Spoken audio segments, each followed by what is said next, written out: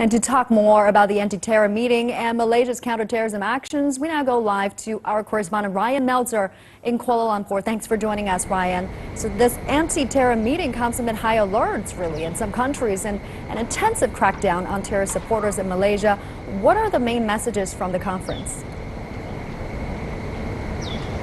Well, this conference isn't about the physical struggle. It isn't about the armed struggle against groups like Islamic State and other militant groups. Rather, the focus is on the struggle for the hearts and minds of people, how these countries can deter their citizens from supporting and showing sympathy for militant groups like Islamic State, and how, if they do fall under the sway of these militant groups, countries like Malaysia, Indonesia and others can rehabilitate or de-radicalize these people so that they can once again return to society. So really this meeting is about these countries sharing their best practices and ideas about how to improve these kind of de-radicalization programs.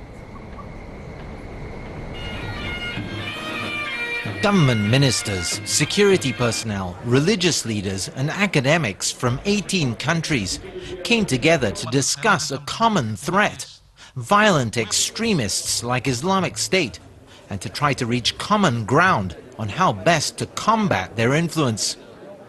Many of the participating countries have programs not only to try to keep their people from becoming radicalized in the first place, but also to try to de-radicalize those who have come under the sway of the extremists.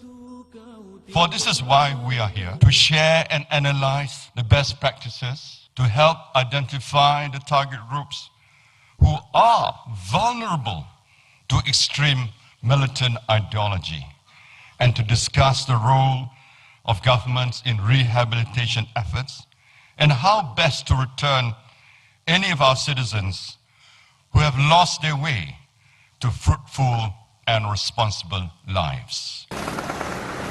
Some countries are seeing former detainees returning to militancy and other worrying setbacks.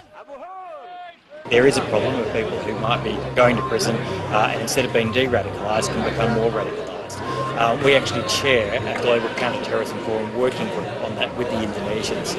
We've been subject to it in Australian prisons as well. We're looking at what we're going to do to make sure that if you go into prison for these offences, you come out rehabilitated, you don't come out worse.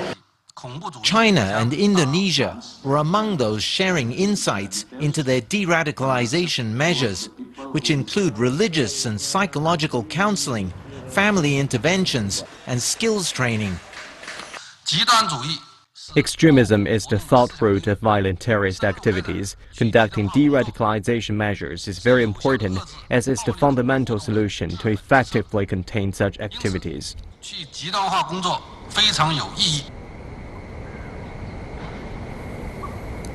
Now, officials at this meeting say that the fact that groups like Islamic State are using the internet and social media as their primary means of recruitment has made this battle against them that much more difficult, that much more complex. And Ryan, Prime Minister Najib Razak also warned that the nation is not immune from danger caused by the Islamic State. Is Malaysia ready to defend itself? What measures are to be taken? Well, over the past year, the government has beefed up its legal arsenal by introducing new laws like the Prevention of Terrorism Act, beefing up other laws, replacing laws that it had previously eliminated that allow for preventive detention without trial of suspected militants. So that's one action that it's taken. Now, when it comes to arrests, they've been making arrests, it seems like, on a weekly basis. Numerous people almost every week are rounded up. Primarily, these are people that were intending to head over to Iraq or Syria to fight with Islamic State, perhaps. Perhaps they're just sympathizers, people expressing support for them online. But what's worrying is in the past couple of arrests, police have said these were people that were plotting attacks against Malaysia. Now, at the same time, Malaysia has beefed up physical security as well since the Jakarta attacks. Particularly, there are more heavily armed policemen on the streets in the major areas where the tourists are, the major shopping areas, the Twin Towers area, for instance, KLCC, and also at entry points to the country. And at the same time, once they nab these suspected militants, they are working to get them into these rehabilitation, de-radicalization programs and to try to moderate their views so that they can be released back into society. And finally, Malaysia and others are looking at ways to counter this Islamic State and other militant groups' propaganda, but I'm not seeing a great deal of that yet. Basically, trying to teach them that this is not following proper Islamic teachings, that they've strayed from the path, and also to try to perpetuate a sort of moderate way of thinking among Malaysians. And that's an area they really do have to improve on. All right, Ryan Meltzer joining us live. Thank you, Ryan.